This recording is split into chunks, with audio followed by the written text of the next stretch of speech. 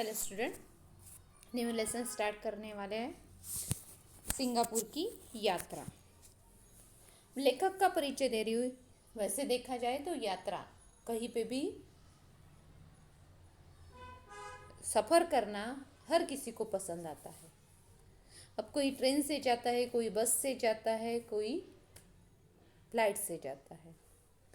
तो ऐसे ही यानी यहाँ पे लेखक का परिचय, सिंगापुर की यात्रा। अक्षय कुमार दीक्षित जी एक प्रसिद्ध लेखक है, उन्होंने उनका परिचय दिया हुआ है, उन्होंने लिखा हुआ ये लेसन है सिंगापुर की यात्रा। वहाँ पे यानी हर एक चीज़ का सिंगापुर सिटी का यानी जो वहाँ पे क्या क्या है उसकी विशेषता यहाँ पे बताई है। तो लेखक और शिक्षा सलाहकार है, वो एक प्रसिद्ध लेखक भी है और शिक्षा सलाहकार है। वे पिछले 20 वर्षों से बच्चों और शिक्षकों के लिए कहानियाँ, लेख आदि लिख रहे हैं। तो जैसे अक्षय कुमार दीक्षित जी एक प्रसिद्ध लेखक है, शिक्षा सलाहकार है। अब उन्होंने यहाँ पे जैसे सिंगापुर की यात्रा में क्या लिखा है। सिंगापुर एक छोटा सा द्वीप माना गया है, द्वीपीय देश माना गया है, जो अपने इन्हें द्वीप यानी जैसे अमेरिका है, अमेरिका के कहाँ पे बसा हुआ है ये शहर, साथ में संस्कृति कैसी है, इस देश में लोग या निवासी किस तरह से काम करते हैं, किस सूझबूझ से, यहाँ पे देखने वाली ऐसी कौन सी चीज़ें हैं जो लोगों को पसंद आती है, इसका सबका परिचय यहाँ पे दिया गया है। साथ में सिंगापुर की विशेषता क्या है। छोटा लेकिन विकसित देश है ये सिंगापुर।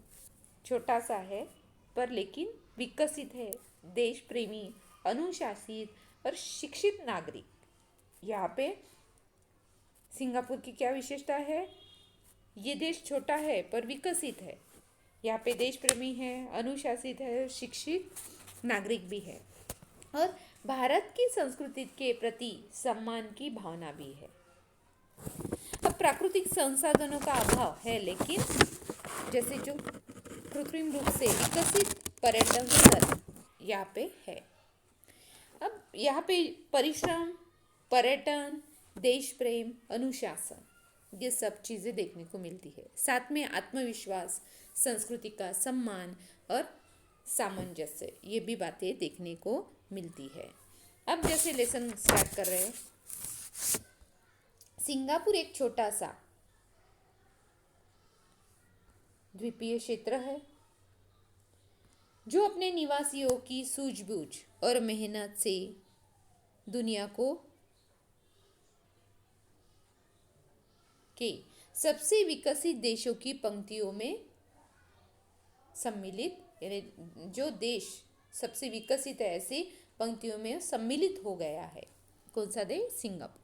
सिंगापुर की संस्कृति उसकी सफलता के कारणों और सिंगापुर से भारत के संबंधों की खोजबीन करता है यह यात्रा वर्णन ने। सिंगापुर से भारत के संबंधों की खोजबीन भी इस लेसन के माध्यम से हुई है। यहाँ पे उन्हें हर चीज़ यात्रा का वर्णन भी किया हुआ है, वहाँ की सूझबूझ, निवासी कैसे है, संस्कृति कैसे है और किस सफलता से सिंगापुर ने एक अपना स्थान विकसित देशों में प्राप्त कर लिया है, इसके बारे में भी बताया है। अब जैसे है लेखक बता रहे हैं, कुछ दिनों पहले मुझे अपने साथियों के साथ, लेखक कुछ दिन पहले अपने साथियों के साथ सिंगापुर यात्रा के लिए यात्रा करने का अवसर उन्हें मिला। अब यात्रा, मैंने इसके पहले ही बोला कि यात्रा करना हर किसी को पसंद है। अब जैसे हम छोटे से हिल स्टेशन भी जा रहे हैं या छोटे से किसी गार्डन में भी जा रहे हैं तो हमें खुशी मिलती है। क्यों? क्योंकि थोड़ा सा क्या होता है उसमें, जो हम रोज का जीवन जीते हैं उसके अतिरिक्त हमें कुछ मिलता है, कुछ नई बातें हमें देखने मिलती है, हमारा मन प्रसन्न हो जाता है। जो बातें हमने कभी देखी नहीं है ऐसे बातें हमें देखने को मिलती है।